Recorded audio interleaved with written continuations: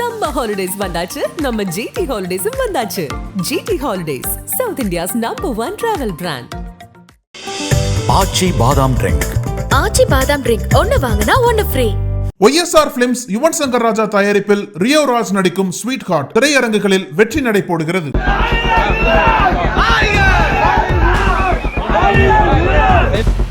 ஒரு கொலைகாரன் பரோலில் வருகிறான், அவன் கொண்டாடுகிற சமூகம் இந்த சமூகமாக இருக்கிறது. வெட்கப்பட வேண்டாமா? கசாப்பு கடையிலே ஆட்டுக்குட்டி கழுத்தை அறுப்பது போல அறுத்து படுகொலை செய்தவன் மாவீரனா? அவனை கொண்டாடலாமா? இது எவ்வளவு பெரிய ஒரு கேடான கலாச்சாரம். சேலம் மாவட்டம் ஓமலூரைச் சேர்ந்த பொறியியல் கல்லூரி மாணவர் கோகுல்ராஜ். இவர் கடந்த 2015ஆம் ஆண்டு ஜூன் 23ஆம் தேதியன்று தன்னுடன் படித்த சக தோழியான சுவாதியுடன் திருச்செங்கோடு அர்த்தநாதீஸ்வரர் மலைக்கோவிலுக்கு சென்றுள்ளார். அப்படி சென்றவர் அன்று இரவு வீடு திரும்பவில்லை. இதனால் சந்தேகமடைந்த அவருடைய பெற்றோர் கோகுல்ராஜை பல்வேறு இடங்களில் தேடிக்கொண்டிருந்தனர். அதற்கு அடுத்த நாள் நாமக்கல் மாவட்டம் கிழக்கு தொட்டிப்பாளையம் ரயில் தண்டவாளத்தில் மர்மமான முறையில் கோகுல்ராஜ் கொலை செய்யப்பட்டு கிடந்தார். விசாரணையில் காதல் விவகாரத்தில் அவர் ஆணவ கொலை செய்யப்பட்டது தெரிய வந்தது. சம்பவத்தன்று அதே கோவிலுக்கு வந்த தீரன் சின்னமலை கவுண்டர் பேரவையின் தலைவர் யுவராஜும் அவருடைய ஆட்களும் கோகுல்ராஜ் சுவாதியுடன் பேசுவதை பார்த்திருக்கிறார். இதனால் ஆத்திரமடைந்தவர்கள் கோகுல்ராஜை மிரட்டி அங்கிருந்து கடத்தி சென்றுள்ளனர். அதற்கான ஆதாரம் அந்த கோவிலில் பொருத்தப்பட்ட சிசிடிவி கேமரா ஃபுட்டேஜில் தெளிவாக பதிவாகி இருந்தது. இதுவே இந்த வழக்கின் முக்கிய திருப்பமாக மாறியது.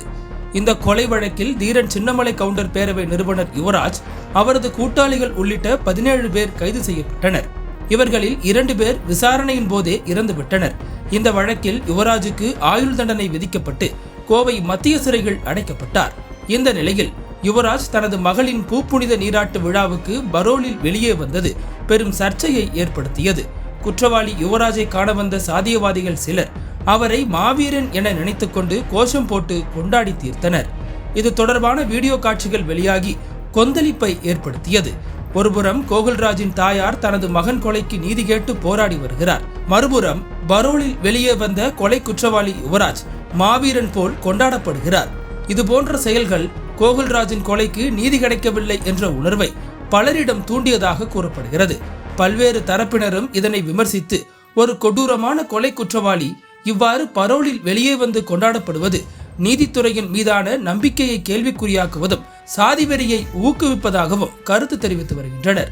இந்த நிலையில் இது குறித்து பேசிய விடுதலை சிறுத்தைகள் கட்சி தலைவர் தொல் திருமாவளவன், ஒரு கொலைகாரன் பரோலில் வருகிறான், அவனை கொண்டாடுகிற சமூகம் இந்த சமூகமாக இருக்கிறது. இதற்கெல்லாம் அனைவரும் வெட்கப்பட வேண்டும். எந்த காரணமும் இல்லாமல் கோகுல்ராஜை கடத்தி சென்று படுகொலை செய்தவன் மாவீரனா? அவனை கொண்டாடலாமா?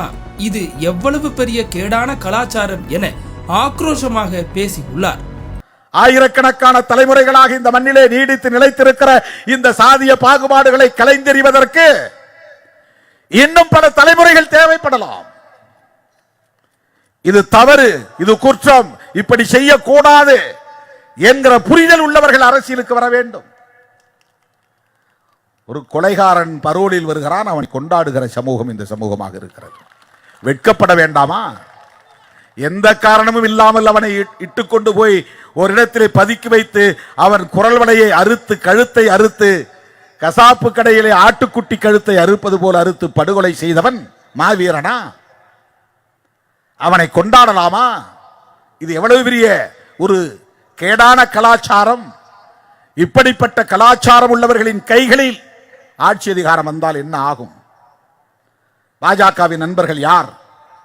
RSS நண்பர்கள் யார்? RSSக்கும் பாஜகவுக்கும் சாதியை ஒழிக்க வேண்டும் என்பதிலே உடன்பாடு உண்டா? சாதிய பாகுபாடுகளை களைய வேண்டும் என்பதிலே உடன்பாடு உண்டா? அதற்காக இன்றைக்காவது அவர்கள் போராடி இருக்கிறார்களா? கருத்து சொல்லி இருக்கிறார்களா? திருமாவளவன் திமுகவிலே 2க்கும் 3க்கும் போய் நின்றுகிட்டு இருக்கிறார் அப்படின்னு விமர்சனம் செய்கிறவன் நான் கண்ட களங்களை உன்னால் பட்டியலிட முடியுமா? அனல் பறக்கும் செய்திகளை அப்டேட் செய்து கொள்ள நக்கீரன் களத்தை இப்பவே சப்ஸ்கிரைப் பண்ணுங்க.